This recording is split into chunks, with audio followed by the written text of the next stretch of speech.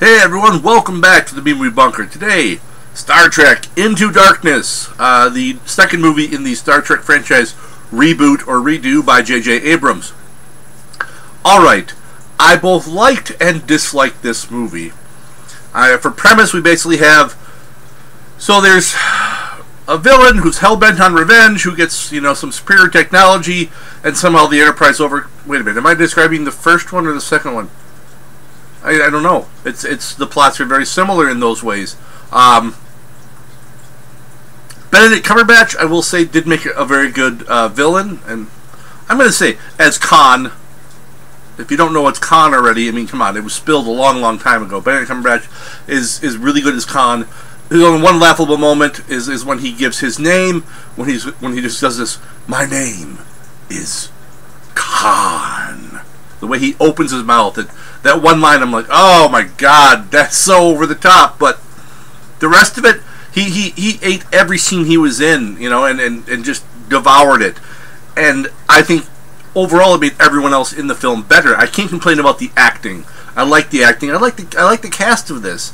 I think that there's not enough Simon Pegg. We need more Scotty. Come on, give me more Scotty.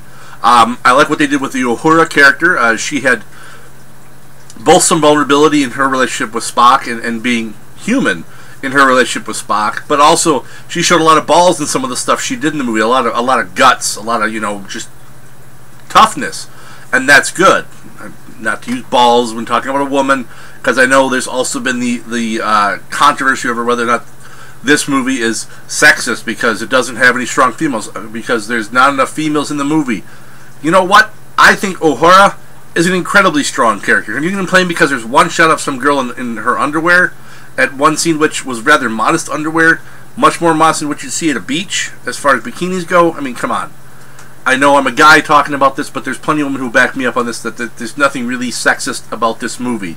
There's other people who are complaining that, well, the other characters don't get enough. It's all about Kirk and Spock. I'm like, did you ever watch the original series? It was almost entirely about Kirk and Spock. And yes, you did have more growth with the characters, but you're comparing a 2 or so hour movie to an entire series. Of course, people are going to have more happen to them over the course of an entire television series than they do in a 2-hour movie.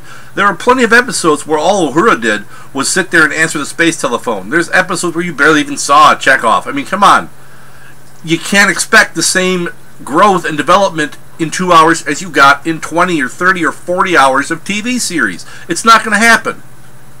Effects wise, Abrams got his lens flares and stuff like that. I mean, the story's so-so. It's not a great story. It's a different Wrath of Khan, and I didn't care for the way they went with the ending. I'm not going to spoil that in case you haven't seen it. I'm just saying I didn't like the way they went with the ending on this one. It was kind of corny, I thought. And I understand you want to, stick with this is Star Trek, but I think you need to, if you're doing, this is a reboot, this is a restart of the whole thing.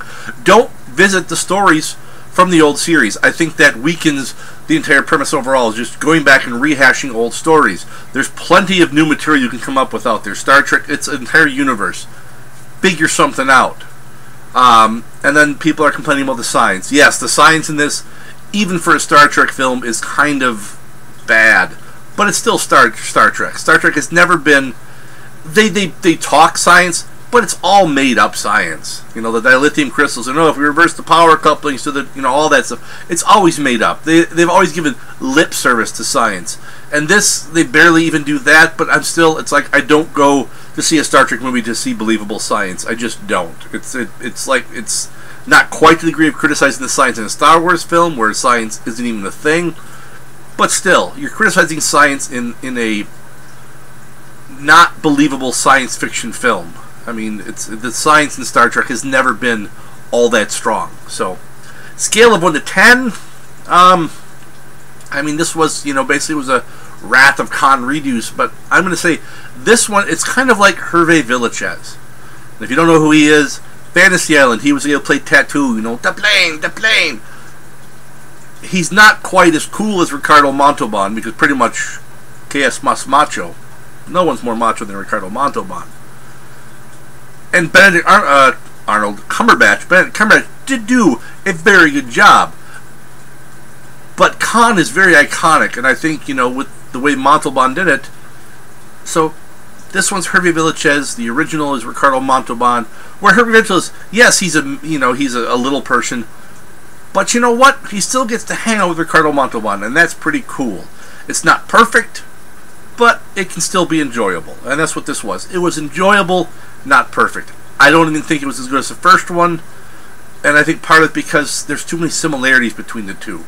But that's all I have for this one. Until next time, you all stay safe out there in the wasteland, folks.